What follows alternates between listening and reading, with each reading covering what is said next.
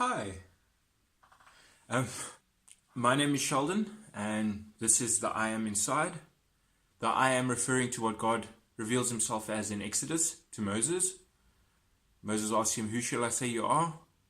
God responds with, "I am."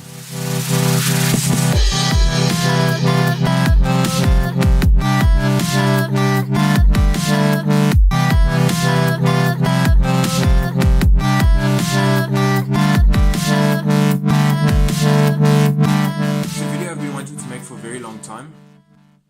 Yeah, because it's a ministry I'm part of, and which I love a lot. And that is worship. So when I say worship, what is the first thing that comes to mind? So for a very long time, the first thing that came to mind, I'd usually picture this Hillsong / Bethel-esque style scene with lights, smoke machines, big crowd, and rocking music. And maybe the more seasoned Christians would say something a little bit more profound or a little bit more deep than that. Yeah, and this just reminds me of something. When I was in youth, we used to have these worship sessions where the whole of all the churches around us would get together, and the bands would join, and we'd do a thing called the gathering, and it would be music and worship based. We'd sing lots of songs for a long time. All the latest hits by Hillsong at the time. Bethel wasn't famous yet. Jesus Culture was just coming in. And Planet Shakers. And we'd be singing all the latest songs, and we'd be rocking it out just like Hillsong would, with lights and smoke machines and loud instruments, loud guitar, loud drums. And one of my friends would always say after the gathering, "Wow, worship was awesome. Oh my word, it was so rad. Oh, I digged it so much. Drums were tight, the guitarist was, it was so lekker. It was rad, man. What a cool vibe." And yeah, that's the one aspect of worship that can get quite dangerous, where as worshippers we're striving for something vibey, something that tickles our fancy, makes us feel good inside. And yeah, not the best mentality to have. I'm going to show this clip on vibe, on how vibe can be translated into any industry, not just Christian worship. And that's why it's such a dangerous thing for us to pursue vibe within worship. It was titled Emotional Performance by Armin van Buuren. So I really like electronic music. Liked it for a very long time. And in this video clip you see a huge crowd of people. It's at a festival, electronic dance festival. And there's a huge crowd of people, and everybody's raising their hands and yeah, in this vibe, and in tears. Some of them are crying. Some of them are like, they look so emotional. I bet you if I'd taken a clip of worship music and put it over that, it would be mistaken for a famous worship band, just based on what the response of the audience was. So trying to unlink worship from feelings and what we get out of it, whether the band's tight, whether the band's horrible. For example, I play drums. I'm part of my church band, and in my previous church, the pastor would, during worship, would be clapping, and he had no sense of time at all. Even though 2 of his sons were drummers, he had no, and I'd hear him clapping, and that would distract me from worship. But that then made me think, either way, whether somebody's singing out of key, clapping out of time, it's still worship. We've all had the experience of a loud vocalist behind us, somebody who thinks they're Pavarotti, singing at the top of their lungs, worshipping.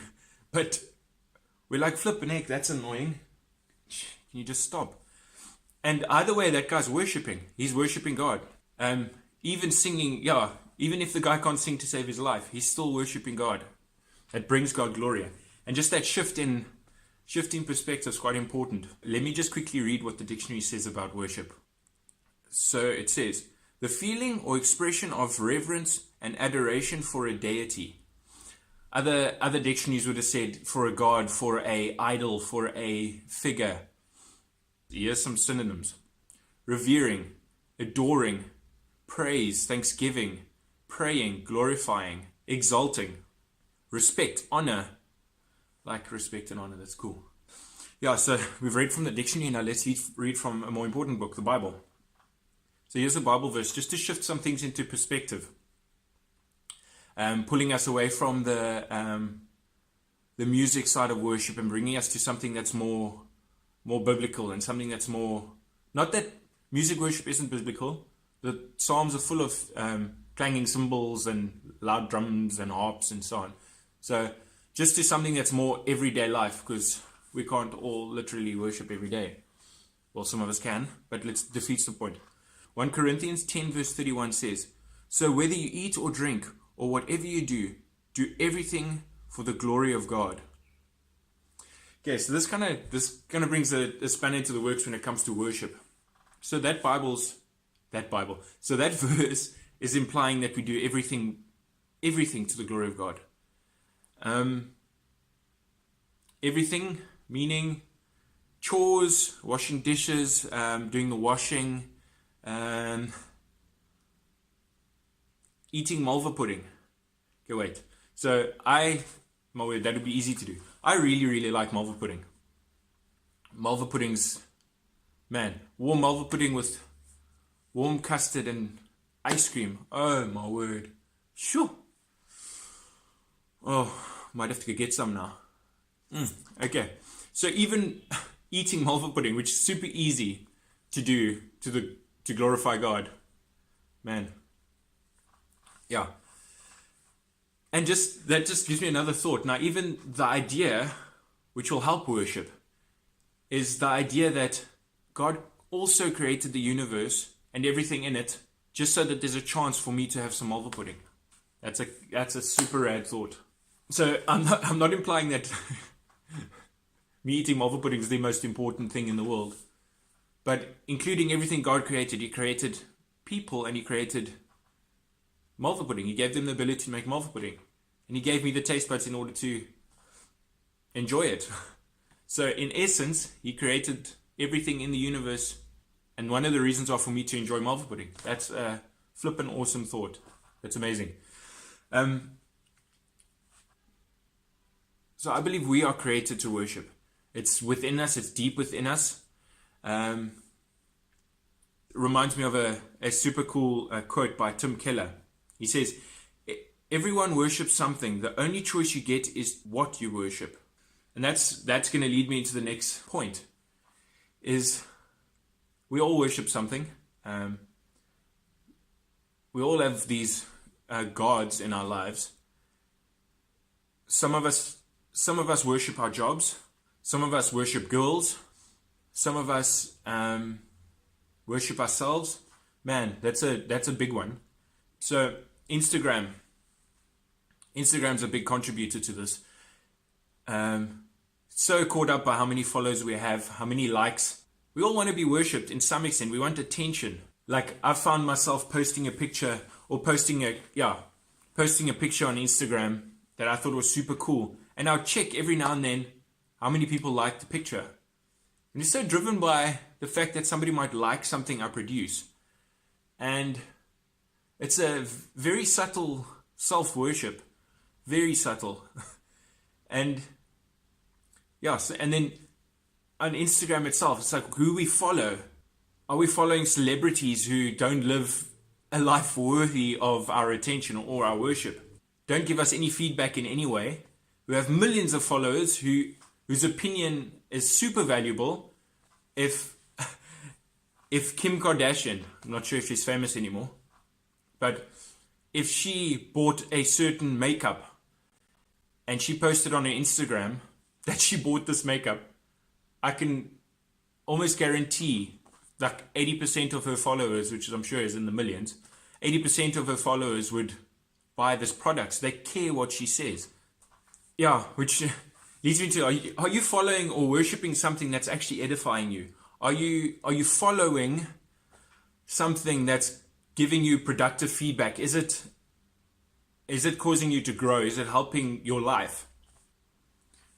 So I just want to leave these thoughts with you. Is firstly, music worship's not the only worship. It's the easiest. It's just, yeah, it brings people together. There's a plus in it. It's good. I'm not saying there's anything wrong with music worship. I'm part of the band myself, so I can't really say anything bad about it. But it's not the only form of worship. I'd say focus on the other aspects of worship, the everyday aspects of worship. So worship Him in everything you do, even on Sundays during church, singing in or out of key, clapping in or out of timing, whether you're the greatest singer or not. Are you worshiping Him? Are you understanding what He's done? Just try and change your perspective on God and acknowledge the fact that He deserves worship, because he's so gracious. He sent His Son to die on the cross for us and to die for our sins. So to be a sacrifice, a pure, spotless lamb, and to face death on our behalf. That's something should be on our knees. And just understanding that in everything you do. Driving a car, I stay in this flat. It's amazing. I've got a car. I must glorify God in that. I must glorify Him in everything. I've got a soft bed to sleep on every night. I've got food. I can afford to buy food. It's just think of these things when you,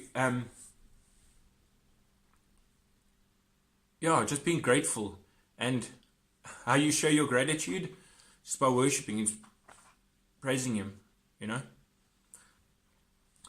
So if you like this message, give me a thumbs up, a little like button there, push it.